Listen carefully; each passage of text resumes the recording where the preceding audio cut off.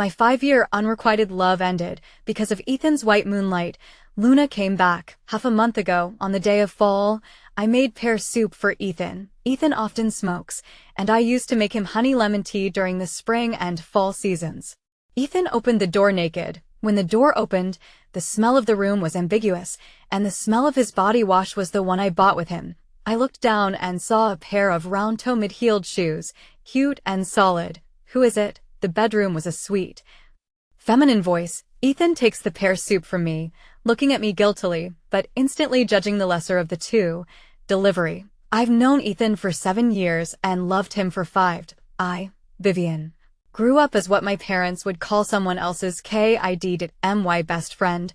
Autumn said that I was perfect in everything, except for my love for Ethan, which was my only failing. In fact, when I first saw Ethan, I hated him. It was a cool evening in the northern summer, and on the last day of August, Ethan's family moved in across the street from us. I pushed open the door to go to study hall and saw Ethan holding his brother Ryan's hand, and he had that naturally gangly air about him that made him look like a different person from me. In the small town where we grew up, there was no hiding anything. 6 months later, Grandma told me that his parents were getting a divorce. When I stayed up late at night doing problems, I could hear Ethan's parents arguing about raising the brothers. They dropped everything they could. The broken voices and the woman's suppressed cries seemed so piercing in the dead of night. Then Ethan's parents divorced, and Ethan went with his dad and Ryan went with his mom. His dad neglected to discipline him and just gave him money. And Ethan was so bad that he got into fights and skipped classes. He fit all the traits of a bad student, and when his dad slapped him unceremoniously during a parent-teacher conference, he remained indifferent, as if he hadn't been the one who had been hit. I need to stay away from Ethan until May 31 SD, the day Ethan got into a fight with Mavi and was asked to be a parent. Across the street, Ma Weiss grandparents. Mom and Dad stood as a fortress, protecting Ma Wei. Ethan stood there alone, tucking in his pants pockets, not saying a word, like a stubborn rock that couldn't get into trouble. "Teacher, you know this problem student. One bad apple spoils the bunch," Ma Weiss' mom added. He was standing in the office being reprimanded, and I was the class representative counting the homework. The homeroom teacher was a new female teacher, and when she got excited, she said, "They are all single-parent household kids. Ethan, look at Vivian." I was looking down at my homework when I was suddenly stabbed by these words. When I looked up, I saw Ethan smiling at me. Ethan was born with a disinterested, if anything, scummy demeanor. It's also because he doesn't seem to care about anything. So if those eyes are willing to smile at you, it's really like a reformed playboy, giving you a feeling of being favored and flattered, only to feel that all the world's sugar has been brought to you. I wasn't trying to help Ethan. It's just that the homeroom teacher's comment made me feel uncomfortable. "Teacher, I saw that it was Mavi who scolded Ethan first."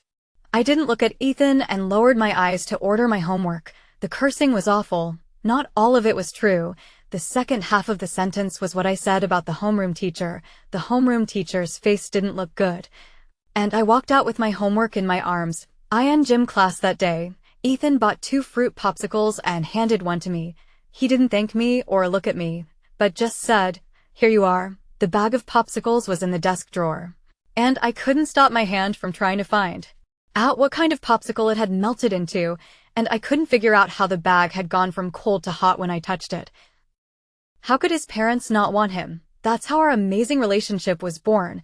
The top 3 students in the school and the bottom of the barrel, going to and from school together. When we graduated from high school, Ethan went to the same college as me with the lowest grades and a lab building donated by his dad. When he went to college, he was like a wild horse out of control, on his way to King Neptune. He and Campus Belle kissed in the back of the playground. And 2 words could make a female teacher blush, and I was always the straight-A student next to him, the end-of-term savior Vivian. He would bring me pepper steak rice from the cafeteria because the little girl at the window who called it and liked him. And the beef tenderloin had to bubble over every time. On the playground, I'd sit in the bleachers and eat while Ethan leaned against the guardrail with a lollipop in his mouth. His long legs and narrow waist pleasing to the eye, he occasionally came over and I circled in his shadow as he showed me a picture of his new girlfriend on his cell phone. "Vivi, How about this one? Not great. I bit my chopsticks and shook my head. Not as good as his first love, Luna, the young lady who went abroad as an exchange student. That's good. He smiled and rubbed my hair, surprisingly a bit spoiled. If Wei Wei doesn't like it, well, change it. Getting married, a hot pot steamed in front of me as I shucked off a slice of beef tripe. Congratulations. Luna was looking more expensive than ever. With brown wooden horse curls, a Mayumi dress, and a face that hadn't been bullied by life. I didn't want it to be so early, but Ethan was so afraid I'd run away that he wanted to get a license with me as soon as I got back. Luna pouted and wrapped her arms around Ethan. I don't know if I was being paranoid or not. She mouthed off about Ethan, but always watched my reaction. The shrimp paste in my mouth was too hot, and I could only swallow it whole. The first thing Luna did when she returned to China was to ask us to have dinner with her, saying that she had to get together with her old classmates since we hadn't seen them for many years. Luna said, "I've not seen my old classmates for many years, so we should get together." Wacko, you went to the same university as Wei Wei. That's awesome. Back then Vivi never dropped out of the top 3 in the whole school. Luna gave Ryan across the table a piece of shrimp paste. Ryan sat next to me. He was 3 years younger than Ethan. Ethan and I had been working for 2 years, and he was only in his senior year. Although the two brothers were separated after their parents divorced, they had endured that period together. Plus Ryan was very competitive, and Ethan was a big fan of his brother, often picking Ryan up from work to go out to dinner with him, so the brotherly relationship had been good. I don't remember much about Ryan because he moved away with his mom after Ethan's parents divorced. And I remember that he was quiet. My brother went to the same college as Vivi. Luna. Remember? Luna rolled her eyes at Ethan. Him? I don't know how hot he is. Don't tear me down in front of my brother. Ethan scratched Luna's nose. After talking a lot, Luna suddenly remembered what she wanted to talk about. By the way, Vivi, I still want you to pick out a wedding dress with me. My chopsticks were fluttering. Ethan was about to say something when Luna gave him a meaningful look. Freshman year, you two were so close. People even rumored that Ethan liked Wei Wei. Ethan glanced up at me without thinking.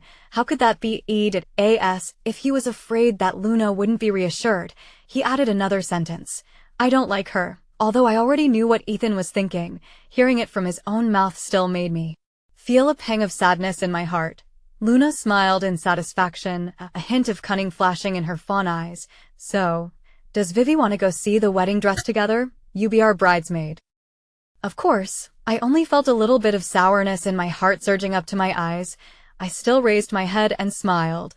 Then you have to give me a big red packet. When I was in high school, Ethan didn't copy my homework too much. Seeing me say that, Luna's frown gently stretches away, and then she smiles like a flower. I knew it, Vivi. You're still the same as before. I knew that Luna was suspicious of me, that Ethan and I were not getting along. She underestimated Ethan's feelings for her and my pride. I am going to the restroom. My eyes were already red in the mirror, and fearing that I might ruin my makeup, I gently pressed the tears away with a tissue. Why are you crying? When I turned around, it was Ryan. I hadn't looked at him closely just now, and I realized that had changed a lot since I hadn't seen him in a few years. He looked a lot like Ethan, with deep brows and eyes, long legs, and a narrow waist. When he stood there carelessly, he could always attract other people's attention. My memories of Ryan are a little thin. I only remembered that he had been an introvert since he was a kid, but he always stuck to his brother and did whatever his brother did. Seeing my embarrassment, Ryan asked tentatively, difficult to eat for crying out loud. I snorted out a laugh and nodded. Yeah, it's expensive and hard to eat. All the more reason to eat more. Luna's paying for it. Ryan smiled. When he didn't smile, he was very much like his brother, always a bit sad and depressed tone. Very motherly. When he smiled, he showed his tiger teeth and pear swirls. He looked very good and gentle, not like Ethan again. I realized that I liked Ethan during the 4th of July holiday of my freshman year, when we didn't go home and were in the library catching up on our calculus homework. Good colleges roll from the moment you step through the door. He looks kinda like that when he reads. His side face looks good, and so do those hands holding the pen. It's no wonder that during the military training So many schoolgirls passed by the boys' square just to take a peek at Ethan. At first, they were still hostile to me, but after they found out that Ethan and I had a clean relationship, and that I had the veto power over Ethan's girlfriend, their attitudes warmed up. The library was quiet. Ethan sat next to me, suddenly came close and asked me, "Why do you always help me?" His breath hit my ear, and my writing hand suddenly paused. "I know, you must be." Ethan's good-looking face suddenly came closer, his eyes 3 times sly. Like me, right? It was early fall, and the afternoon sun was shining through the glass windows, his eyes glittering like teal cat's eye stones. His hair was soft and slightly tousled, like a lazy cat, tempting you to reach out and touch it. There is the scent of sycamore and cinnamon in the light dust. There was a long silence, and my pen had blotted out a cloud of wet ink spots. DOI. Like him. Just kidding. Seeing my silence, he rubbed my hair instead. "Vivian, I know you pity me." I reached out to pet the cat. He just stretched out and walked away leisurely. He was like a natural hunter. The timing of his trap was too good. I realized that maybe I wasn't pitying him. I liked Ethan, and hell, I didn't know when I did or what I liked about him. How can I solve this problem if I can't find a substitutable ex? I lay in bed that night tossing and turning. What did I like about him? Was it the fact that I was in pain? That calculus class, I was lying on my desk in a cold sweat from the pain. I opened WeChat and sent a message to Ethan, who was on top. Within 10 minutes, I saw Ethan push open the door to the classroom. As soon as I saw him, he had just been playing basketball, all dressed up in a jersey, his sports hairband still on, his breathing still a little rapid, his face flushed. He was running fast, breathing heavily, and anxiously swept the back row of the classroom. "Vivian, Vivian, where are you, Vivian?" I rolled my eyes. This idiot, who's like him and only goes to the back row in class, my teacher calculus, who had spent his life pursuing gold-box conjecture until he was middle-aged, asked over and over again with his little bee megaphone, "Who are you, you?" He finally saw me in the first row, obviously in physical pain. He was so anxious to touch my forehead. "I'll carry you back to the dormitory." "I'll carry you back to the dormitory," or was it the day we walked side by side under the lights after the end of semester dinner? I didn't feel bad for watching him play around. I didn't feel bad for watching him make campus feel happy. I knew he was just having a moment. But when Luna showed up, I realized Ethan was serious. Luna was from the college next door, and they met when they were in a sorority. His mom was so relieved that he got into this college. Ethan didn't listen to his dad, but he listened to his mom, tried not to skip classes, and would ask me for help at the end of the semester. But when Luna showed up, he started skipping classes for her so he could be with her. Finally, after returning from the end of semester potluck, I stood still under a streetlight and called his name. "Ethan, can you study hard?" I said study hard, but I had a personal agenda. Don't fall in love with Luna. Study hard. Perhaps he had rarely seen me look so serious. He suddenly came closer, as if to see if I was a fake Vivian. I closed my eyes in fear. His eyelashes were like butterfly wings, sweeping over my face and fanning a hurricane over my heart. Not hiding, he just flicked my forehead, teasing. "Vivi is a coward and talks like an adult." Ethan was right. I was a coward. I didn't dare to say that I liked him, but I said that I was studying hard. I can't even hide my little distraction from him. I can understand Ethan liking Luna. When Luna's mom found out that Luna was in love, she smiled and invited Ethan over for dinner. Ethan, who has always been a man of few words, spoke to me for the first time that day. It's so nice to have the family sit down together for dinner, with dad cooking and mom washing the dishes. Their family photo is hanging on the wall. You can see it when you enter the door. Wei. I want to have a family like that too. Luna's family gave her a confidence that I could never match, no matter how many times I came first in my exams. Or was it the day Luna broke up with him to go abroad? It was September 17th.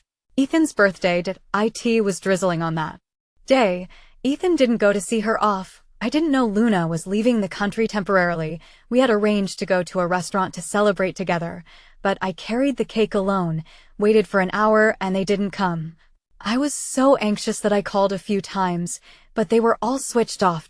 I was in a sorry state, carrying the cake in the rain to the place where Ethan and Luna were staying. I hesitated to knock, but the door was open. The room is dimly lit, and I see Ethan sitting alone on the edge of the bed in a room that smells of smoke and hurts my lungs. I pull back the curtains for him and open the window for air, but he hugs me from behind, his head buried hard in my neck, his voice muffled and muffled. Wei, you're the only one who won't leave, right? My hand grabbing the curtains gave a lurch. Well, I won't go, and then I never escaped. He wanted the warmth of a home, so I learned to cook for him. I was too good to him and got too close to us. We weren't friends like friends and lovers like lovers. Ethan also said, Wei, being with you always gives me a bad conscience. I don't like you. He said it with an almost naive cruelty. What would I have said? I looked at the side of his face in the smoke and pretended to smile sagely. It's okay. I don't like you either. That day I came back from the hot pot. I swelled my eyes and untopped Ethan and set the message as undisturbed. But I still couldn't help but click on WeChat again and again to see if there were any messages from him. There was nothing. There was only one verification message from Ryan. Vivi, it's Ryan, come to think of it. Ryan and I haven't seen each other for a long time. I helped him with a parent-teacher conference in high school, but we haven't crossed paths since then, now that he's enrolled in JNU. We're considered alumni. I received Ethan's message in the middle of the night. Look at the wedding dress thing, if you have something to do, just put it off. I glanced at the time, 12:30. This will be Luna should be asleep, so Ethan will send me a message. Surprisingly, I felt mixed emotions. It's okay. Happy wedding. I watched Ethan was typing for a long time before finally sending a sentence. Vivi, is our relationship still the same as before? The same as before? You have Luna, and I still like you. I'm still as good to you as I was before. I wish you and Luna every happiness. Ethan, how can you be so greedy? Ethan on the other side was silent for half a day and eventually didn't reply to my message. The next day at work, Ethan called me during his lunch break. Wei, Luna took my cell phone yesterday. She didn't say anything to you, did she? I froze, mentally. No. Didn't see any messages. She just came back and didn't feel safe. She asked a bunch of my female friends on WeChat yesterday, and then the people in the office at work asked me again today, which was really awkward. Ethan works for his father's company, in order to prove himself. He started as a junior staff member, and in the past 2 years, he has become more stable than before. You were like that when you were in school. Can't blame her. I echoed with a chuckle. Ethan on the other end of the phone was silent for a while, and suddenly spoke softly. But Vivi, you wouldn't be like this. I wouldn't be like this. Ethan, you don't know. I've been jealous. But I don't have Luna's status to be able to have a legitimate seizure, so you never know. Then, if there's nothing else, hang up. I don't know if it's just me, but Ethan seems like he wants to say something else to me. But the phone call I had already hung up. I didn't expect Ryan to come on the day I picked out my wedding dress. He and Ethan were in the back with big bags of stuff. Both brothers are handsome, Ethan in his shirt and Ryan in his tracksuit, earning him a lot of attention. Luna took my hand affectionately, and she had made up her makeup carefully. This wedding store only accepts customized. I saw a window A-line gown, the top of the phoenix flow of color, phoenix tail, every millet beads are glittering. Feathers like embroidered into dozens of pounds of gold thread. The spotlight in this kind of place shines so brightly that poverty has no place to hide, and I feel very constricted. And I dare not think about the numbers on the price tag, even if I work hard for 5 more years. Vivi, which one do you think looks good? Luna winks at me playfully. Luna was sunk into a European sofa, her long curly hair shining like cat's eye stones and fluffy like seaweed, making her look tiny and doll-like. The clerk warmly brought her snacks and lemonade.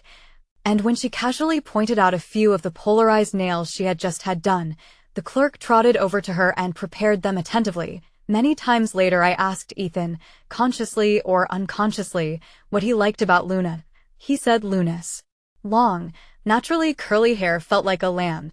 I then remembered that Ethan liked long curly hair, so he kept it long until now. Later on, the school took photos of our scholarship winners and put them on the school's public website as an outreach program. Ethan, look, the photo is updated. I handed him my cell phone to look at. What a stupid smile. Ethan just glanced at it and didn't see that little thought in my picture. I don't have a curling iron. So before I go to bed, I tie my hair up and spread it out for the picture, and I have the same wavy curls as Luna, but he doesn't see it. Ethan never paid attention to my changes. Poverty and coughs can't hide it, and on closer inspection, there really is a world of difference between the $300 perm I got downstairs in my rental house and the one she got at her private salon. Vivi, Luna calls out to me tentatively as she notices me gawking. Luna, you're cuter. You can try the sweet style, or if you work on the accessories, keep the wedding dress simple. Wei, do you want to try it too? Although I don't have a date yet, I can't say how fast or slow I'll fall in love. I don't want to try. The clerk obviously didn't want to give up this potential business opportunity. The friends of the second generation of rich people are probably also the second generation of rich people. She also urged me to give it a try. I subconsciously looked at Ethan, wanting to ask him for help, but then suddenly realized something and lowered my eyes. Forget it. Just give it a try. Can't you guys see she doesn't want to try? Ryan was sitting next to me in the couch reading a magazine when he suddenly opened his mouth. Wacko, I didn't mean it like that. Luna snapped, rounding up the conversation. I gently tugged on the hem of Ryan's shirt and smiled. Well, wacko, I happen to want to try it too. About as disappointed as he was in my good old boy nature, Ryan gave me a look and didn't say anything else. That's one thing Ethan was right about. I'm chicken. I am always afraid of people being upset and try to please everyone. Even if I didn't really like it, I would force a smile. The large skirt of the wedding dress was adorned with tiny diamonds that sparkled in the lights. Luna and I came out of the fitting room at the same time and looked back at the two brothers. Maybe I was wrong. Ethan subconsciously looked over at me. The next second Luna asked Ethan with a smile on her face. Ethan, which one do you think looks better, me or Vivi? Ethan was busy saying a lot of things like you looks good. Luna pouted that she was talking about the wedding dress. Why Ethan used the topic to talk about us. I was so embarrassed that I could only turn back to Ryan and look for something to say. Ha ha ha, isn't that weird? I thought Ryan wouldn't want to talk to me. But he looked up from his book and looked me over. It was the first time I had ever looked Ryan in the the moment the sun was shining in through the gauze curtains, reflecting the golden dust in the air, quiet and calm. The lower half of Ryan's face was blocked by a book, and his eyebrows looked like Ethan's from high school, which surprisingly put me in a bit of a trance. It was as if I had traveled back in time to college, and I had a dream that I married Ethan, but dreams are always nonsensical and funny. I and the dream, we were married in our school uniforms, and the calculus teacher wanted us to do the questions, and only after we got a few of them right would she be willing to issue us with a marriage license. And then I spent the night doing calculus in my dream. When he saw me freeze, Ryan favored me by putting the magazine down, revealing a bit of tiger teeth and light pearly swirls. Looking milky and well-behaved, and not like his brother anymore. The knot in his throat moved, and he opened his mouth softly. No, it's pretty. I'd been avoiding Ethan and Luna for a while, afraid they'd pull me into bundling up for some event again, until Ethan collaborated with our company on a project, together with a young writer who was recently in the spotlight, to develop an IP work. The three parties met for dinner. I didn't want to see Ethan, but Cece, Ethan's top boss, asked me to talk to him by name, saying that the young writer was mysterious and hard to get an appointment with, and that he hadn't gotten any information about his backtracking, and that he only wanted to talk to the person in charge of the project team because he had heard that the person in charge of the project was an alumnus of his. I bought a bunch of his novels to make up for the fear that there would be no topic of conversation during dinner. After reading it, I have to sigh. This author is really quite God. The feelings of the crush written in a silky smooth, midnight to see or cheated me a lot of tears. However, the big-name authors also have a big frame, cold dishes on the round. People have not yet arrived. Cece and I chatted about nothing, knowing that Ethan and I knew each other from high school. Cece smiled ambiguously. So you guys are kind of childhood friends. Ethan acquiesced. Not really. We just went to the same high school and got into the same college. I raised my glass to apologize. Cece, Ethan is getting married. Don't make fun of us. His fiancée will be jealous. Seeing how eager I was to clear the air, Ethan froze slightly. Fiancé? Cece frowned slightly, as if remembering something. That little girl who messaged me in the middle of the night last time, the little girl is a spirit. Cece, who is from Shanghai, shook her head. Shaoxin. Girlfriends should be spoiled, but work and life should be separated. Ethan's face didn't look good. Tio say that work and life are handled well. Who is better than Cece? Her daughter's grades are excellent. And the project is done beautifully, he said. I raised my glass, busy changing the topic. This project our leaders have said, either talk to Cece's team or not. Cece is most proud of her daughter who has excellent grades, and smiles from ear to ear. When she hears me say that, Ethan gave me a grateful look. Shin, if you had a girlfriend like Vivian, you would have been. Long ago. Okay, Cece. Don't say it again. I immediately interrupted. Sorry, I'm late. The door was pushed open, but it was Ryan. And light, Ethan and I froze at the same time. The popular young writer is Ryan. The glasses clinked together, stirring up different thoughts. It's been so long since Ryan and I have seen each other that we don't chat on WeChat. I don't know anything about him. And I only know what he's accomplished nowadays from other people's mouths. Seeing how surprised Ethan was, he probably didn't know what his brother had accomplished. But yeah, had never have guessed that his brother could write a novel. Given his level of relying on me for every test, Ryan sat there, responding politely to compliments and talking about the direction of development. There's been a lot of discussion on the internet about the name of the novel and why it's called Unfaithful. Social animals like me only think about their work. It's a fruitless crush. Ryan smiles politely, like a drop-dead gorgeous honor student. The protagonist's crush has someone else in mind, so the protagonist immorally wishes for her infidelity, and the protagonist's bitter love is fruitless and wishes for his own infidelity. The two are unfaithful, which I can understand as being unfaithful to their own emotions and moving on early, right? Ryan smiled at me, showing a bit of sly tiger teeth, but it can't be done. So it seems that the main character has an archetype. Yeah, an old friend. I don't know if it's just me, but Ethan's eyes kept falling on me while Ryan and I were talking. Vivi, does Ethan mean anything to you or not? Cece poked me with her elbow when I was in the restroom fixing my makeup. Keeps looking at you. I'm getting the impression that he's a bit possessed lately. Sis, don't be ridiculous. People are getting married. You don't understand. You have to grab the food to make it taste good. Rob, Ryan wouldn't be the one to steal it. Ethan and I even helped Ryan organize a parent-teacher conference. After 3 rounds of drinks, the venue shifted from drinking to KTV. Instead of talking about business, we started drinking. In fact, we took this opportunity to add WeChat. And then went out to have a private chat on the pretext of making up for the wind, talking about resource exchange. Cece's staff brought a few interns, attentive to give me a toast. WeChat plus a circle. Ryan helped me block some after. In the way of his identity of the party, no one to come forward, I leaned on the sofa and sighed with relief. KTV lights down, answer the phone calls, go out for air. The only thing left in the box is me to hold on to my drunkenness to heat up the atmosphere to the singing. Cece, deliberately ignoring Ethan's gaze. Ethan took the opportunity of getting up to get a glass of wine to sit next to me and lowered his voice. Vivi, have you been avoiding me lately? The room is dim. Nog blends his orange juice, and the crushed ice hits the rim of the glass, casting a nice amber glow over his face. It's hard not to look him in the eye when you've had too much wine. I tried my best to suppress the ripples in my mind, not moving as I sat down next to him. Ethan was about to say something else, but I was already up, dropping a line. Luna is waiting for you to get back. Ethan froze as he watched my stumbling back and tried to chase after me, but the phone was already ringing. I think it was Luna calling to check up on me.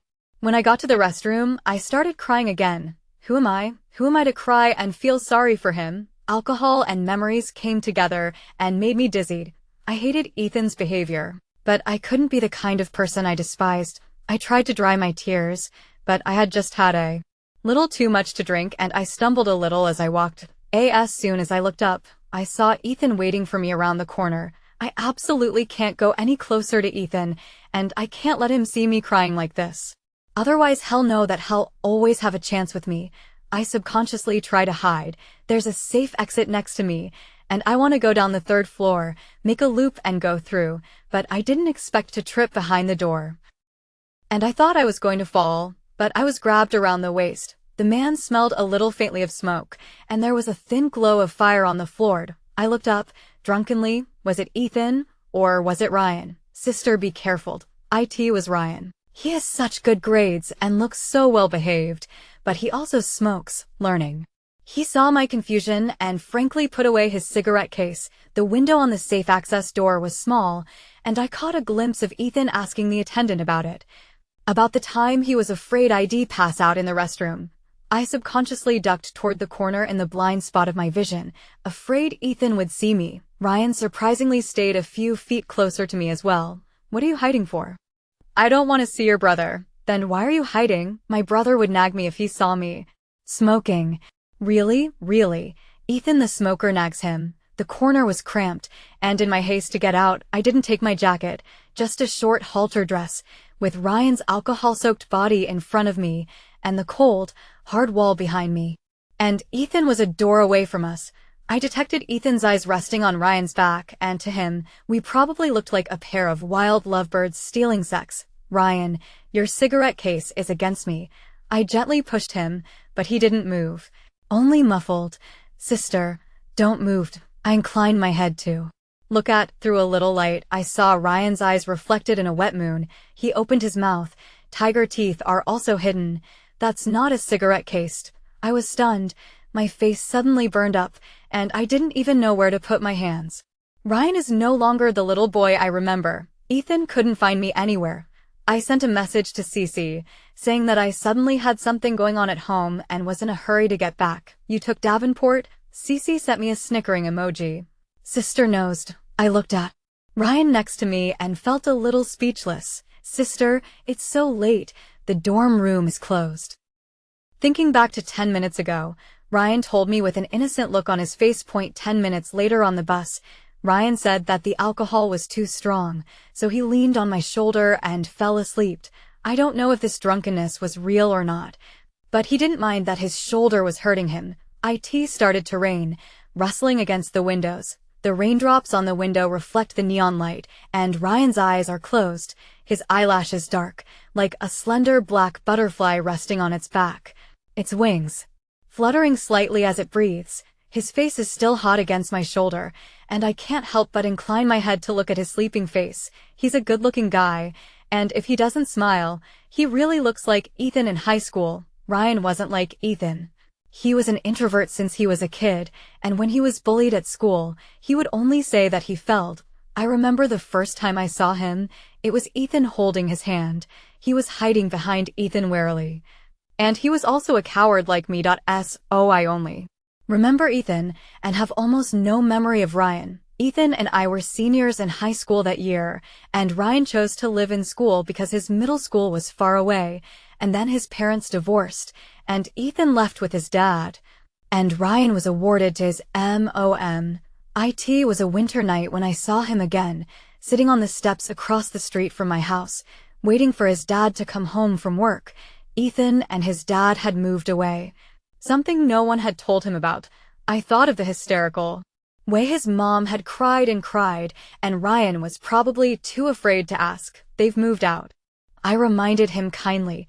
He ignored it and remained seated. From the time I went home for dinner before study hall, to the time I returned from study hall and found him still sitting there waiting, the wind was bitterly cold. And he was cowering in the corner in a thin cotton coat, clutching his school bag, curled up like a little hedgehog. They've moved out. Ryan remained unmoved until I turned to leave, and he tugged on my bag. The teacher said there's going to be a parent-teacher conference, Ryan repeated before pulling a perfect paper out of his pocket. For mommy and daddy to go to parent-teacher conference. I don't know where they moved to, and Ethan hasn't been going to and from school with me lately. I looked at Ryan's expectant face, but I couldn't bear to say the words, parent-teacher conference. Mom can go alone. Ryan got the point and said nothing. Lowering his eyes and stuffing his papers into his backpack, I saw that he was still wearing a thin cotton jacket in the middle of winter, and there were a few frostbite on his hands. And I instantly understood what Shin's mother had accused his father of during his parents' fight. I don't have the ability to do what I need to do. He doesn't care about his children at all. What have you done for this family? If it wasn't for the fact that I was pregnant with my brother, I would have left you long ago. His mother had always favored Ethan and was not keen on the quiet, unpleasant Ryan, not to mention that she always thought Ryan's birth had delayed her. The way Ryan clutched that test paper. He looked like me when I was childishly trying to retain my parents by getting perfect scores on my exams. But the world of adults is not a student's answer sheet, where you get a smiley face when you get it right. They tore up everything they could in their quarrels. From the marriage license to the test papers I handed over in anticipation. What day is parent-teacher conference? I called out to him. I should be free, or I'll see your brother then, and I'll fill him in on the situation. Ryan looked back, and I watched his eyes light up a little. Thanks, sis. I went to the meeting for Ryan's mom. The homeroom teacher, an older male teacher, first talked about Ryan's grades, and then said that his classmates had reported that Ryan was withdrawn. Probably because his parents were divorced, and that he didn't get along with his classmates, and that he even almost fought with his classmates once or twice, and that his grades were on the decline, though I say those students are naughty too, but flies don't bite eggs. Right? I saw Ryan standing outside the office, and he glanced nervously into the office from time to time. Teacher, I'm also a child of a divorced family. I smiled politely. I don't fit in either. A lone wolf by nature, since ancient times, right? That year, I was ranked first in the city in the midterm exams and was admitted to Riverside High School free of charge. With my name hanging high on the honor roll of my alma mater, the homeroom teacher, who was teaching language arts, was embarrassed by my comment. Sister, did our homeroom teacher say anything? No. He said you can sink your teeth into your studies. You're a good student. Don't waste it at AS if he didn't. Expect that bald homeroom teacher to say good things about him. Ryan froze slightly and lowered his eyes, not knowing what he was thinking. Ryan, be very good. Be like your brother. It's not cool. Fighting and skipping classes isn't cool. Getting into a good college is cool. Ryan nodded his head as if he didn't understand. When he thought of all the bigwigs in the industry at the banquet table just now, he was not overbearing. That introverted and stubborn boy at the beginning had changed after so many years. He's gotten very good. I was woken up in the middle of the night by a message from Cece. The message had no sound, but the light from the screen stayed on, and I squinted and grabbed my phone from the couch to read it. Vivi, tell sis, our coyote's exciting. Do you guys communicate in your souls besides physically? Busy? Add a snickering emoji. After 2 hours, another one was sent. Still busy? Yes. Ethan asked me where you've been. I told him a cute guy picked you up. Don't spill the beans tomorrow. There's a difference between picking up a cute guy and being picked up by a cute guy. What's this all about? I narrowed my eyes and clicked Ethan's message again. Vivi, are you not feeling well? Viv, give me a message. Viv, are you angry? There were a dozen missed calls in between. I was so sleepy that I didn't type a single word. My cell phone fell to the carpet, and before I fell asleep again, all I could think was, Ethan, aren't you afraid that Luna will fight with you? When my alarm went off the next day, I hurriedly got up from the couch and went to my bedroom to change out of habit. It was still raining outside, and I backhanded the corset straps before I heard a sound behind me. Sister, behind me was Ryan's husky voice. Panicked. I bounced off the bed and grabbed my shirt haphazardly to shield my chest. There was no movement under the covers, and I cautiously moved up to realize that Ryan was still dazed and asleep. I breathed a sigh of relief. It seemed that the sound of my sister just now was nothing more than a dream. His cheeks were red, and he was frowning. I reached out to try. He had a fever. Yesterday's shower was just a drizzle, and I let him take a hot bath when he came back. How could he still have a fever? I don't know if it's because of what Cece said, but the supervisor, who usually has to complain for half a day when he asks for leave, was surprisingly nice today. Take 2 more days off. Cece told me you're tired. Let her misunderstand whatever she wants. 2 days off is better than nothing. I rummaged through the medicine cabinet, boiled water, and put on a pot of porridge. Ryan was in a feverish daze and took a fever-reducing pill in the palm of my hand. His eyelashes brushed against my palm and tickled a little. I threw Ryan's clothes into the washing machine, and they are now ready to be washed. I tried the saltiness of the porridge and served a bowl cold. Only then did I realize that Ryan was leaning against the bed, looking at me secretly. I don't know how long he had been looking at me. When he saw me turn around, Ryan put on his fever patch and smiled at me, did I admit. Ryan's tiger teeth and pearly whites are just right. He and Ethan were both born with the looks of fishing scum, and some of our mahjong-playing neighbors once lamented that these two brothers of the Shin family would be a disaster to many girls in the future. But this pair of tiger's teeth and pear edges plainly seem Ryan a lot of good, if he is willing to smile at you. It is really heart like licking a mouthful of cotton candy. Collapse of peace, outside the rain pattering, a little hit on the glass window, the slight noise of the washing machine, a little damp vapor in the air, and the faint aroma of rice. In the warm yellow light, but also a little warm taste. Ryan ate the porridge one bite at a time, thinking, what are you thinking? I'm thinking it's good to be sick. What's so great about being sick? The curtains were drawn for his rest and the room was dimly lit. Ryan opened his mouth. Sis, yesterday. Before I could finish, my cell phone had already rung. Our eyes fell on the caller ID at the same time. It was Ethan. Vivi, I'm downstairs at your house. It was raining heavily. The parking places in my rented house were already scarce. Ethan's car was parked far away, and his shoulders were wet from running over. Are you sick, Vivi? He was busy probing my forehead. No, then why didn't you answer my messages? I forgot. I was so busy taking the morning off for myself and Ryan and explaining to Cece that I forgot about Ethan's message. I looked up at Ethan. I forgot. Ethan obviously didn't expect me to say that I forgot. And the words that I had originally blamed me for being careless and for somehow losing my temper suddenly got stuck on the edge of my mouth, unable to go up or down. Who was the man who drove you home yesterday? There was vapor on his lashes, and the emotion in his eyes was, Ethan, is he nervous? With me always a sure thing, a sure thing. He would be nervous. I looked at Ethan. Why are you asking? Ethan froze too. I didn't want to say anything too heavy to him either and sighed. Ethan, you're making Luna sad. I would be upset too. I looked at Ethan and he seemed torn for a moment and lowered his eyes. I turned to leave. I had rushed here and was uncomfortable outside in my pajamas, but he pulled me back. I don't know what ails you, so I bought some of the usual medicines. The bag of medicine was heavy. About from cough drops to antibiotics were bought. It was like when I was lying on the table with physical pains and Ethan asked about me. I said I had a headache and stomach ache and felt nauseous and wanted to throw up. He bought all the painkillers, stomach pills, and dumped them on my desk with a clatter. Our counselor was young. And she laughed. She's Vivian, not Sister Lynn. The class roared with laughter. I buried my head in my arms and my whole face turned red.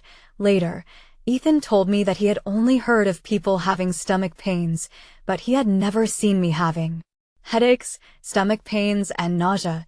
He looked at me seriously and told me that he was afraid that something might happen to me. Not waiting for me to move it, he immediately said that if you have an accident, I really do not know how to do the final exams.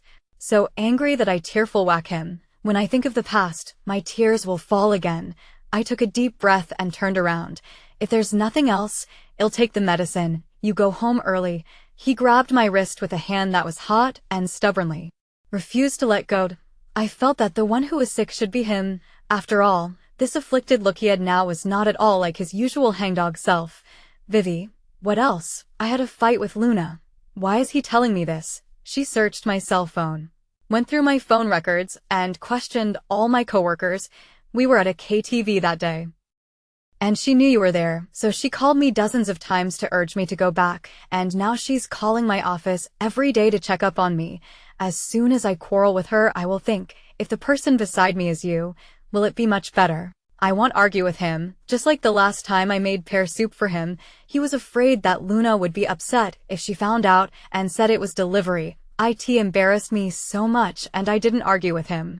Because I'm not in a position to argue with him. We're friends. You only care about your own emotions. Have you ever thought about my and Luna's situation? Ethan froze when I said that. You chose Luna, you have to be responsible for her.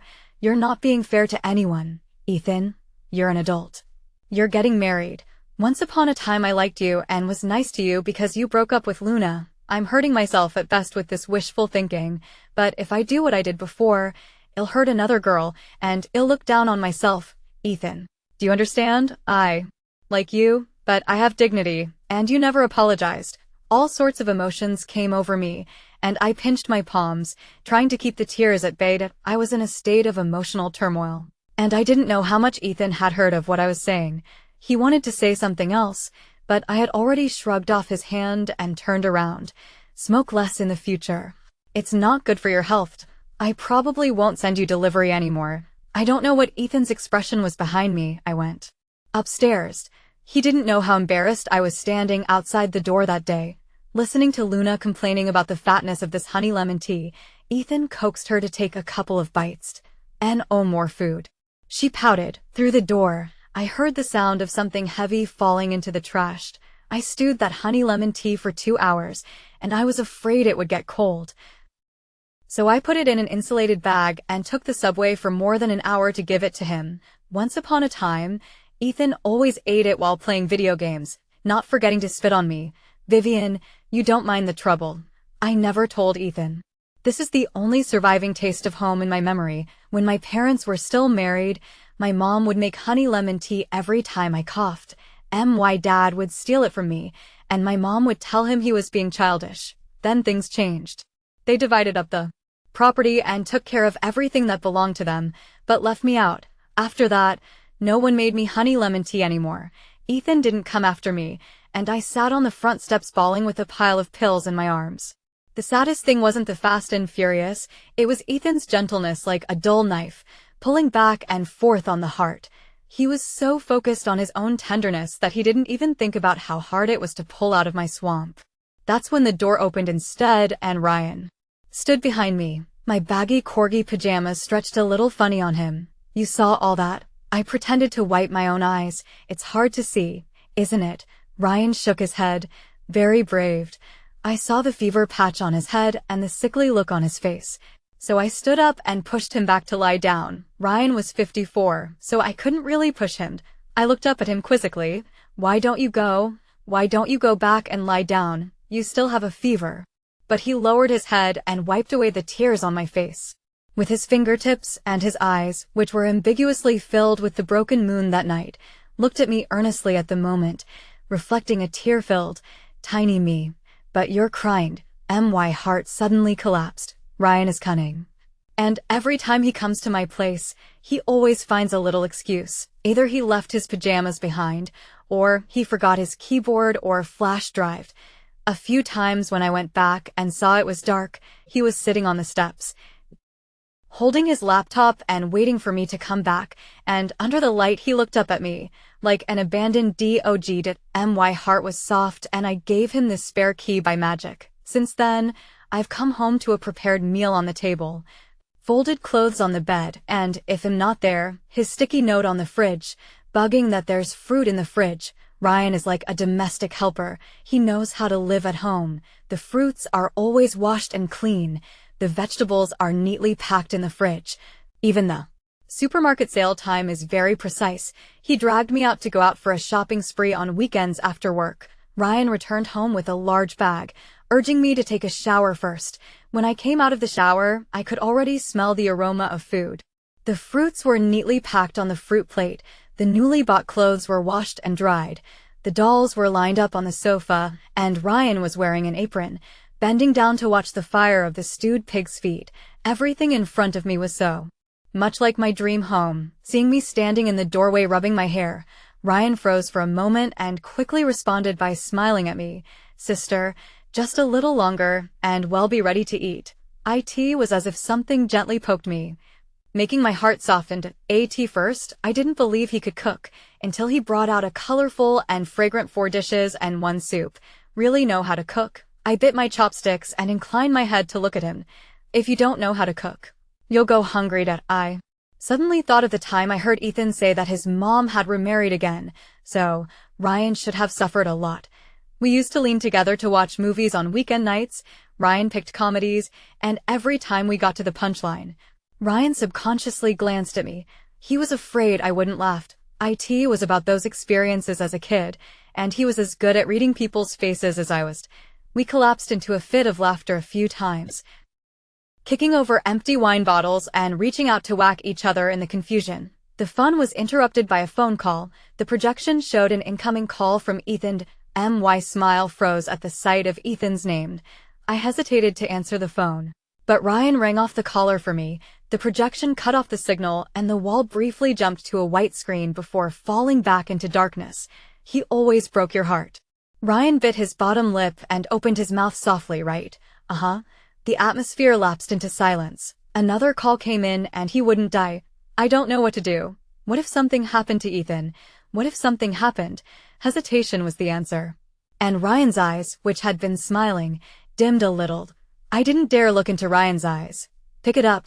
It was Ryan who opened his mouth. Viv, what are you doing? Ethan's voice on the other end of the line still had the sound of wind in it. It seemed like he was on his way to I was suddenly speechless as Ryan slowly came up before me. The room was dark. Ryan's eyes held the cupped wet moon, his eyes like a dark fire, spreading prairie from the edge of my nightgown. Wacko. I called out to him with my mouth, but he ignored me. I subconsciously stepped back until I was leaning against the edge of the couch retreating. Vivi, leaning into the phone in his right ear, Ethan called out my name. In front of me Ryan stepped in, trapping me. Between him and the couch, his teenage aggressive sent swooping me up as he leaned into my left ear and asked in a muffled voice, if you don't like my brother anymore, do you want to consider me? Why, Vivi, why what? Ethan on the other end of the phone didn't know what was going on. What are you doing? After all, my brother and we kinda look alike when the lights are off. Ryan's voice was low, following his lead in his left ear. He really didn't look like he did when he was a kid. He was a little Ethan. In front of him. Scummy and compulsive. How many faces did he have? At one time, he was a good little brother. At another time, he was just like a little wolf dog. But at this time, he was so humble that it made my heart ached. He buried his head in the crook of my neck, the teenager's lips a little dry, and a little bit of tiger teeth pointedly grinding against my sanity. It's okay, even if you call his name. I heard a string taut off my sanity. Then I couldn't hear what Ethan said on the phone. I heard my heart beating out of my chest, but the scales were still tipping on the other side of the balance. Don't worry, sister. I won't tell my brother. He got my cell phone easily. He hung up with a muffled thud, and the phone landed in the thick carpet. The last bit of light in the room went out. The senses are sharper when the eyes can't see, not to mention. His hand gently wrapped around my waist, his hot breath hitting the contours of my ear. I want my sister to be unfaithful. I just promised Ryan I'd get along and see what happened first, and Ryan sent flowers even more aggressively. When Ethan and Cece came to our office, they froze at the sight of the beautiful flowers on my desk. You guys have a nice green office, Cece joked. Cece, you don't know.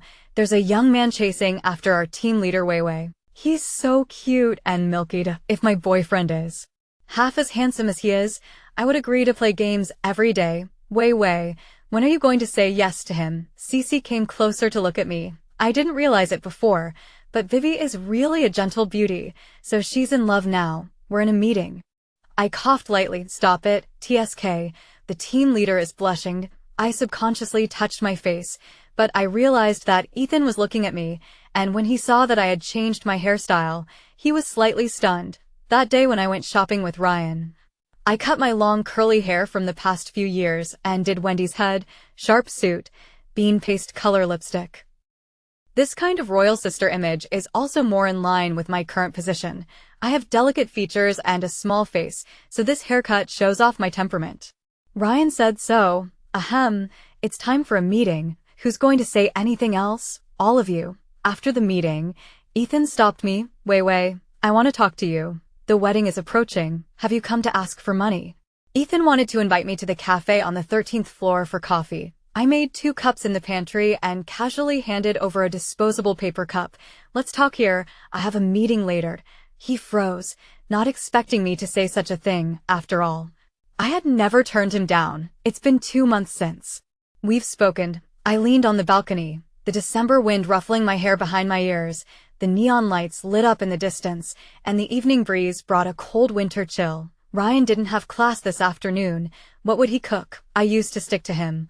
But now that I don't talk, he doesn't seem to be used to finding a topic of conversation, and the atmosphere is awkwardly silent. The coffee in my hand was warm, but I opened my mouth. Ethan, what did you want to talk to me about? Vivi, are you in love? I was stunned. I don't think so. I don't think I've officially said yes to Ryan yet. You've changed. You're not like you used to be.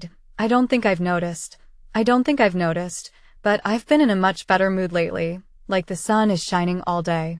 Haven't said yes yet, nothing's changed, it's just the way it is. The pleasantries were followed by an eerie silence. I am sorry about the other day, I didn't consider your feelings. It's all in the past, it's fine. I knew he was talking about the delivery thing. Vivi, what were you doing the day I called you? Ethan hesitated for half a day, but still opened his mouth. Thinking about that night, I suddenly blushed on my face. Seeing me blush, Ethan, as if he had answered some kind of guess, blushed grimly and said, I guessed it. I have known him for so many years. I have seen him slag and sue. I have seen him rambling. Even trashing other people's true heart can call the victim willing to forgive. But I have never seen him so apprehensively waiting for me and answered, S.O. There's nothing more to say, is there? I smiled unnaturally. If it's okay, I'm going to work. I heard them say he's a lot like me. Ethan lowered his eyes. Vivi, are you gambling? He still doesn't understand me. I won't just find someone else to take care of me just because I'm angry with him, and I won't want to borrow one relationship to forget another. Besides, no matter if it's my own or someone else's true heart, it shouldn't be spoiled in this way. I am aware of the fact that I haven't completely let go of Ethan yet, so I'm not saying yes to Ryan for now. Otherwise it wouldn't be fair to him. Would you believe me if I said I didn't? Then Vivi, do you still like me? He carefully raised his eyes to confirm my expression. The last time I saw vulnerability and uneasiness on Ethan's face was the day Luna left the country and broke up with him, when he hugged me from behind in a death grip. When the little boy who even acted careless about his parents' divorce finally couldn't pretend anymore, the shell of several years of cynicism collapsed in an instant and shattered to the ground. Like a caged beast, he tore at his wounds in desperation. Why? Why do you all have to go? I begged you. Why are you still leaving me behind? I realized that I hadn't thought about Ethan for a long time. What was it about Ethan that kept me by his side in the past? Maybe it started out as pity for a fellow sufferer, but at some point, it must have turned into love. I loved Ethan, a love that countless times led me to fend off his indifference, to brave the snow and wind to walk towards him, to knock on his door again and again, to beg him to take me in. Unfortunately, that door never opened. That love has not waited for the spring bud, was strangled in the soil by himself. It's funny to say that the prodigal son of the Sea King, who was a fan of millions of people, didn't believe that anyone really loved him. He laughed at me as a coward. How could he not? Fear of being pitied and sympathized, fear of tearing the wound woefully weak, in exchange for still not love, is like the poor stray cats on the side of the road stopped, pityingly touched the head and walked away, the kind of short and cold pity, longing for love, but also afraid of love, when love knocking on the door, but also afraid that it is in the name of love sympathy. Cowards fear even happiness, getting hurt by the slightest touch, but it's a little too late to ask that. The coffee finished. I threw the empty paper cup in the trash. I sincerely wish you a happy wedding. I turned to leave. Ethan, however, pulls on my wrist. I broke up with Luna. I froze. Ethan suddenly looked up, his eyes full of seriousness and pleading. Wei, this time it's my turn to chase you. Don't say yes to him yet, okay? I didn't expect Luna to ask me out to dinner. I heard from my coworkers about this Michelin star restaurant.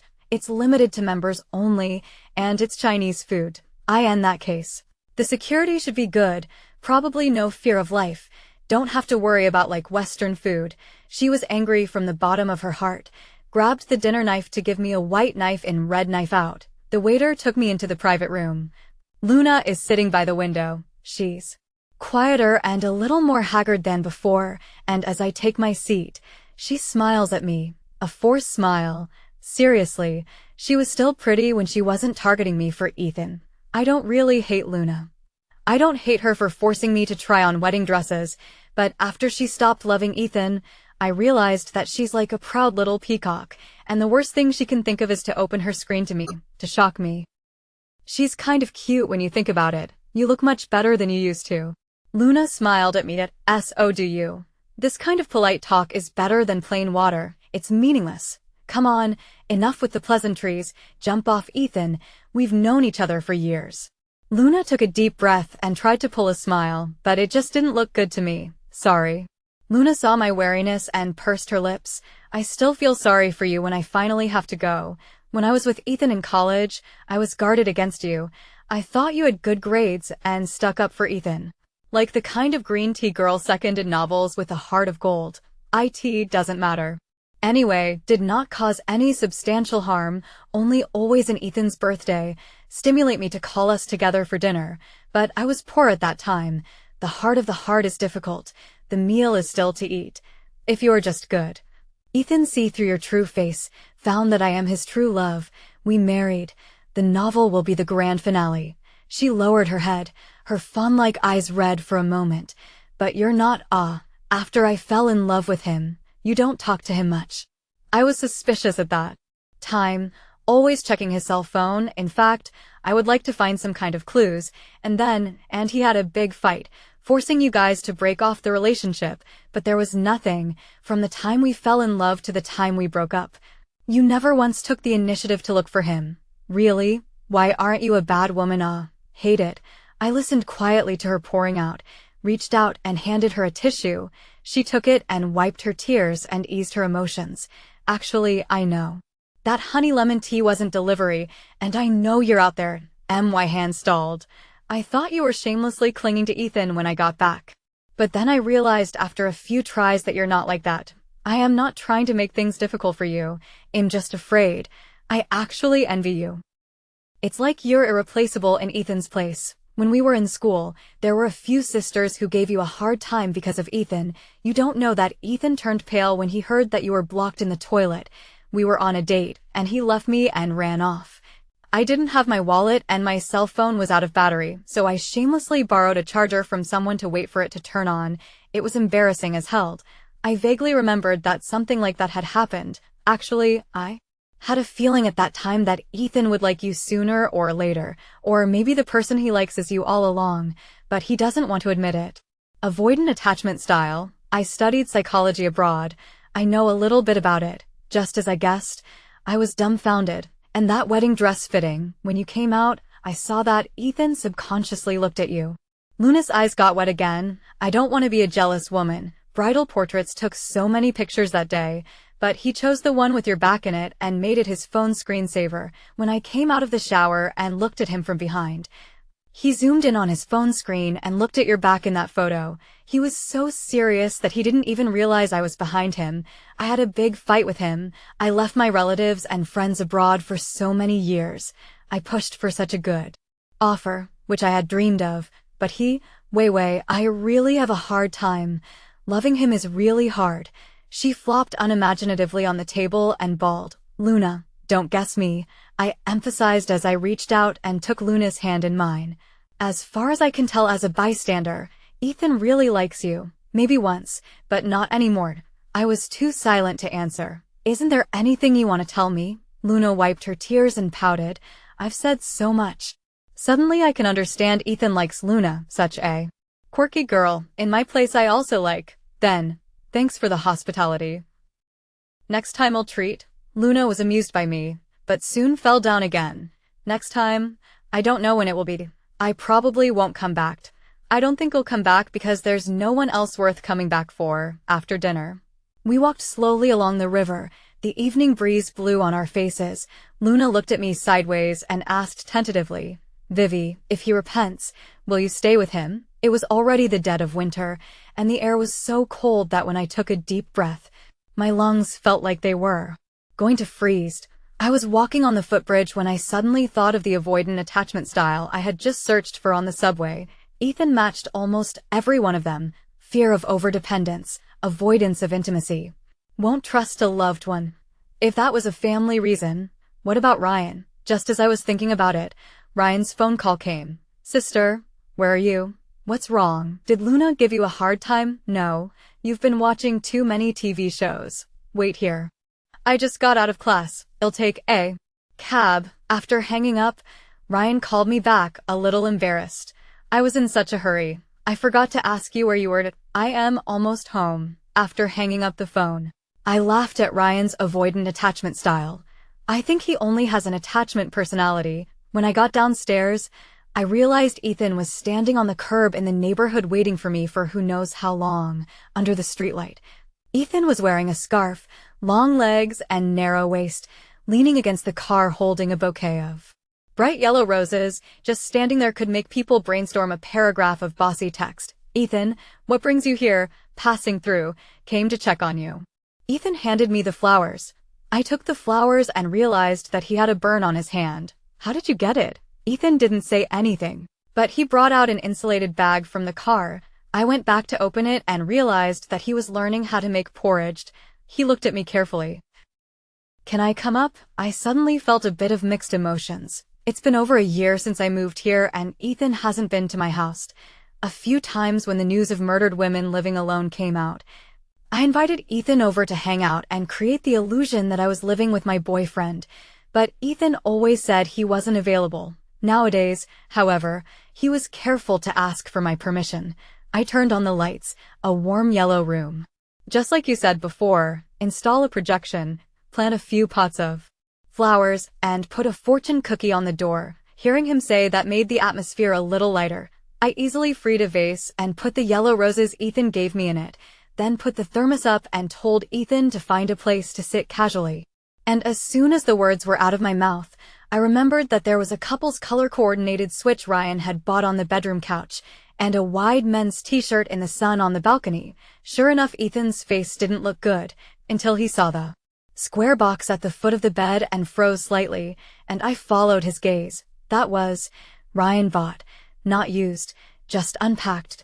My face was hot. After a moment of silence, Ethan lowered his eyes and opened his mouth before I did, his voice muffled. "Is he treating you well?" When I didn't say anything, he smiled in relief, with a hint of bitterness. "Should be better than me." I walked Ethan downstairs. On his way out, he reached out his hand out of habit to touch my head, but I dodged it. The loss and gloom in his eyes was obvious. Then, "Rest early." Well, rest early. Watching Ethan exit the door, I turned to go back in when I was pulled into an embrace. Not waiting for me to scream and struggle, I heard Ryan's voice in my ear. His head buried in the crook of my neck, the tip of his nose was cool and surprisingly a little aggravated. "Sis, it's me." I felt a little guilty about being caught in the act of adultery. The tip of his nose on my face is cold. "Seems to have waited for a long time. How long have you been waiting?" "I've been waiting at the bottom since you guys came upstairs." Ryan muffled his voice. "I promised my sister I wouldn't tell my brother, so I waited until he left." My heart was suddenly seized. "Did my brother upset you again?" "No." "Then will you stay with him?" Seeing that I didn't say anything, Ryan smiled brightly and shook the little scheduling ticket in his hand at me. "Okay, let's not talk about it. Let's go eat hot pot, it's new." I took the number. "Your brother sent the porridge. Do not eat is not a waste." After the words, I realized that I am also considered a chatting ghost. Ryan's face is not good. Under his long eyelashes, it was hard to guess the emotions in his eyes, but he must have been unhappy. I quickly made my peace with the situation. "Why don't we eat at home and I'll cook?" "Why don't we go out to eat? I've been wanting to eat at that hot pot for a long time." I fawningly looked at him, expecting the atmosphere to ease a little. A moment of silence. He finally willingly opened his mouth. "Do you want?" "Yes, yes, yes." "Yes." I thought he was going to say what he wanted to eat, and was too busy to say yes. Who knew that the next half of his rambling sentence would be, "Do you want a kiss?" "Yes." I said yes before I realized what Ryan had said. Without waiting for me to recoil, he had already lowered his head and kissed me. Had been standing and waiting for a long time, so his lips were cool, as were his fingertips, stirring up a thin layer of shivers as they brushed the side of my face and earlobe. The wind was chilly in my ears, and his down jacket was open, gathering me up whole. His lashes swept across my face like a cedar brushing off snow, bringing a tiny tickle to my heart. Obviously just downstairs in the middle of the night, but like the wind of the Chambai mountain blowing through the quiet snowfall forest. The treasure blue night sky hanging a full moon. Obviously the one who took the initiative was him, but the one whose breath was disordered and mute was also him. "Sister, I've liked you for a long time." Ryan's red eyes, looking at my eyes blotched with a cloud of wet moon color. "Give me a name. I can be a lot like him." I realized later that Ethan hadn't left, had been standing there the whole time. Ethan stood downstairs, looking up at the warm lights upstairs, and tried several times to touch the cigarettes in his pocket, but realized that he had already quit. It started to snow outside, and he was ready to go back, but inadvertently caught a glimpse of us. The blood in his body instantly condensed to the top of his head, like a pot of snow pouring down on his head, but he quickly calmed down, thinking of Ryan's face, which looked 7 times like his. He seemed to understand why I was with Ryan. The next day he waited for me downstairs at the office. I was concerned about the gossiping eyes of others. Got into his car. The company is not good to talk about personal matters.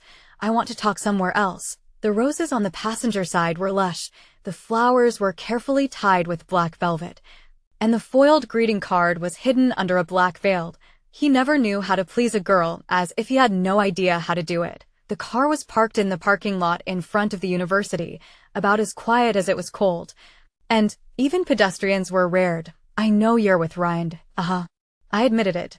I said yes to Ryan the other night. Why? Ethan looked at me sideways, trying to see a break in my face. He wouldn't have said something this self-conscious and overly self-conscious, but I quickly realized what he meant. It's not what you think. He is who he is. Ethan doesn't pay attention to my remark as he pulls out a small compact box and gestures for me to open it. I opened it, and it was a Tiffany & Company diamond ring with a 6-pronged band. The sparkling fire reflecting on the bouquet of roses was so pretty it was blinding. Unfortunately, it came too late. Vivi, I've finally figured it out in the last few days. Ethan's hand covered mine and looked at me humbly, like a bad student eager to prove that he had reformed. I know you don't like me smoking. I quit. I learned to make honey lemon tea. I'll make it for you every time from now on, okay? He has really changed. When I got closer, even the smell of cigarette smoke was so faint that I could barely smell it, and his hands had more burn scars, splashed by the oil stars in the kitchen, and I could almost think of him fumbling around in the kitchen, countless times over. The past few years, I've thought about Ethan reformed playboy and him telling me, Vivi, let's be together. Even without a ring or a proper ceremony, I'd say yes to him anytime he said it, because I love him, but it's too late. It's really too late. Seeing my silence, the light in Ethan's eyes darkened a little bit, but he still forced himself together and forced a smile. Is it too fast to be scared by me? It doesn't matter. Just take it as our first gift for trying to get along, okay? I owe you a lot. Don't feel burdened. You know this ring means much to me. He said that, but I felt a sharp olive kernel stuck in my throat. I couldn't speak. It pierced me so much that it hurt to even breathe, because there's really no going back. My pinky jumped to draw back my hand. But he sensed it. You were very suitable. He took my hand and smiled reluctantly, but his hand was shaking so much that he couldn't even hold the ring. The wind howled outside the window and I heard his voice mute a little. I know I did a lot of wrong. You turned out to like me so much. Obviously we should be together. Vivi, you don't want me, okay? I watched bridal portraits the other day, and I realized that I really did think that you would marry me. I also dreamed that we got married. He had panicked and was incoherent, dropping his head to find my ring finger, only to drop 2 tears on the back of my hand. It was so hot it was scary. He's crying. How could I be such an asshole? How did I lose Wei? His eyes were red at the ends, and he was grabbing his hair carelessly. I patted him comfortingly, but he grabbed my hand violently as if he had grabbed a life-saving straw. Wei, you even have pity on me. You give me another chance, okay? No way, Ethan. I have a heart too. I sighed and looked at him fixedly. I really can't like you anymore. Ethan, you're wrong. Actually, we're both cowards. I thought of that day in the library when Ethan sat next to me and suddenly came close and asked me, why do you always help me? I know. You must like me, right? It was early fall, and his eyes glittered like teal cat's eye stones in the afternoon sunlight through the glass windows. There was the scent of sycamore and cinnamon in the light dust. Maybe had initiated the invitation countless times. Maybe I hadn't read the anticipation in his eyes, hadn't seen the careful seriousness of the cynical man. Maybe I should have nodded my head at countless similar moments and said, yeah, Ethan, I do like you. But neither of us took that step. When I got downstairs and looked up, The light was on in the house, and it was Ryan waiting for me. I am home. Pushing open the door, Ryan was sitting at the dining room table, looking incredulous that I was back. Am I not welcome? I smiled at him. Me. I'll go heat up dinner. He got up in a hurry. I saw Ryan's hand shaking with the spatula, like he was excited. Not feeling well? I reached out to probe his forehead. No, Ryan was weird too. This moment, the phone rang. I smiled at him apologetically and answered the phone. It's a very business client. He has another partner besides us. So he's always on the fence and wants to maximize his profits. We've been talking about the terms of the contract for a week now, and every time they dawdle when it comes to the signing of the contract. Go back, okay? Go back, Can. Now go back and sign the contract. Can. I got up and gathered my clothes, making a pass at Ryan so he didn't have to heat up dinner or wait for me. How can we possibly talk to him? Yeah. How can you possibly talk to another company about the terms of this partnership?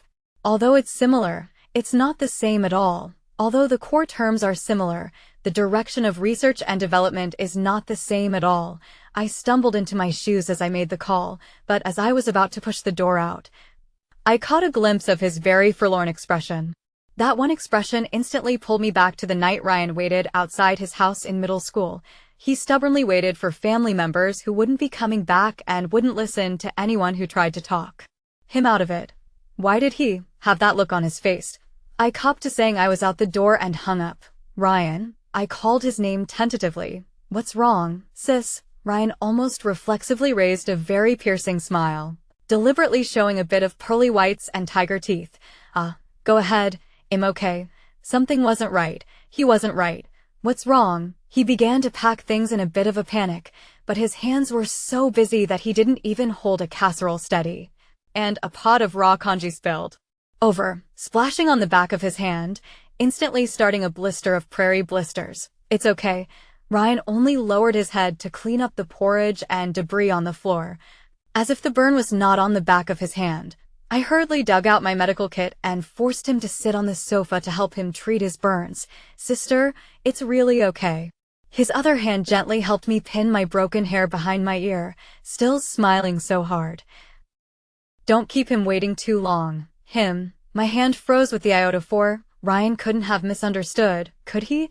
I carefully reviewed what ID just said, and it seemed a little strange. Like I was going on a date with Ethan. I was just about to explain. I saw it all. Ryan cracked. You were sitting in the car with him, saw it, brainstormed your own little 800-word broken mirror essay, and came back to sagely make a 4-course meal. It's really heartbreaking and funny. I just wanted to explain. Hear me out first, okay? Ryan smiled at me despondently. When they split up, I followed my mom, and I tried to be like him because she favored him more, but it wasn't until you came along and you told me to try my hardest not to be like him, and to become very good at what I do. But I tried so hard. But the thing about liking it, it's not something you can do just by trying. Like the time my mom got sick. She missed my brother so much. I took care of her all night, and she just called out my brother's name very softly. Then I realized that it doesn't matter if I'm used as a stand-in, as long as I'm needed by the one I loved. On the bus that day, I wasn't drunk and I didn't fall asleep. I listened to the sound of the rain outside, the sound of your breathing, and I just hoped that the bus would never stop. I took a cold shower at night, hoping that being sick would make me stay with you for one more day. One more day. If I can't be happy all the time, it's good to have a moment of sweetness. It's okay if I can keep you by my side if you look like him. I won't tell him. Ryan smiled, relieved. I don't dare let him know that I have a crush on you, that I like you, that I want to chase you, that I want to be with you, because if he were to fight me, I don't think I'd win. Ethan is demanding love, and to Ryan, even sympathy is okay. He could have tried to follow Ethan's example and lowered his self-esteem to try to please me for the sake of a little sympathy. Maybe in essence, he and Ethan are the same kind of person, because of their family of origin. Both are desperate for love. But one pretends not to care, while the other can put his posture to the lowest level. How much have you learned? I sighed inwardly and touched his face. Can you smoke? No. The curiosity in his eyes was obvious, and when he smiled, he had those killer fangs.